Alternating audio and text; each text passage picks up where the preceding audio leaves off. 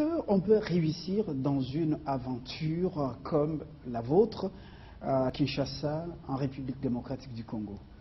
Je pense qu'on peut réussir, mais la première des conditions, c'est qu'il faut d'abord croire en soi. Parce que le grand problème, c'est que dans le contexte... Ça signifie croire en soi. Croire en soi, c'est être capable de passer outre les remarques de l'entourage. Parce que n'oubliez pas qu'on est dans un contexte où, lorsqu'on va à l'école, on vous dit, vous terminez, vous devez être engagé dans une entreprise. Et lorsque vous venez, vous dites aux gens, non, moi je veux créer ma propre entreprise, c'est tout le monde déjà dans l'entourage qui vous dit, mais c'est fou ou quoi? Ouais, il faut déjà être armé. Pensez-vous que vous allez réussir? Pensez-vous que vous allez réussir? Mais pourquoi vous ne postulez pas dans telle entreprise plutôt dans telle autre? Vous voyez déjà que votre entourage vous dit que vous ne devez pas faire cela. Alors vous devez vous dire en soi, non, moi je pense que je peux réussir. Donc c'est là où j'ai dit qu'il faut d'abord croire en soi. Vous dites que je suis capable. Et une fois que ça, c'est la première des conditions. Et deuxièmement, il faut aussi se renseigner. Hein, comme je vous ai dit, faire aussi votre petite étude de marché. Je veux lancer une boutique, je veux lancer une boulangerie. Comment ça se passe? Pour que les gens réussissent, comment ça se passe? Est-ce que j'ai des capitaux? Avant d'y arriver, ou avoir des capitaux, etc. Avant d'y arriver, il faudrait plutôt avoir un sens aigu d'observation. Bien sûr. Or, c'est pas tout le monde. Voilà pourquoi il y a ce sens d'observation. Voilà pourquoi on dit toujours que les entrepreneurs, c'est une race qui est quand même rare.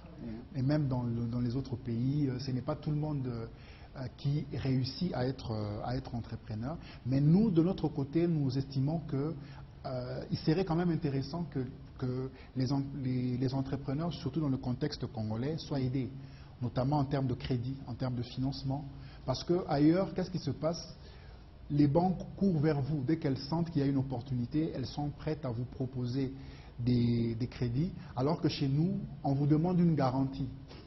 J'ai besoin... Jusqu'à hypothéquer même les fiches, les fiches parcellaires. Voilà. Si vous en avez 2 ou 3. Bon. Voilà, on vous demande une garantie hypothécaire à chaque fois.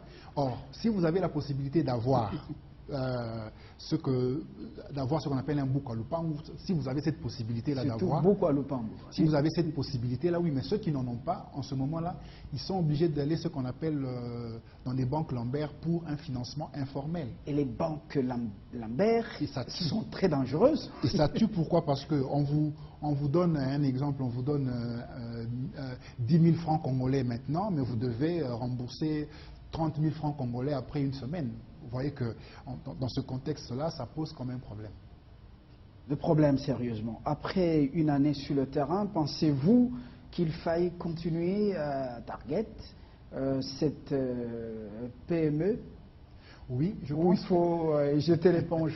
Non, je pense qu'on peut continuer et on va nécessairement continuer parce que cette première année, c'était une année quand même difficile pour nous parce qu'il fallait ce qu'on appelle marquer nos pas. Il fallait marquer notre présence. Il fallait montrer à des clients, à des partenaires que nous sommes aussi capables de faire un bon travail. Et heureusement pour nous, durant toute cette année, on n'a pas été convoqué par un client pour nous dire qu'il a été mécontent. On a fait un travail de qualité. Et ce que j'ai beaucoup aimé pour moi cette année, c'est que nous avons eu la possibilité de nous internationaliser, de faire des études également dans des pays étrangers. On est allé au Congo-Brazza, on va bientôt aller au Gabon, on est allé dans d'autres pays. Donc l'avantage de ça, c'est que ça nous a permis de faire également des études à l'étranger. Justement. Alors je vous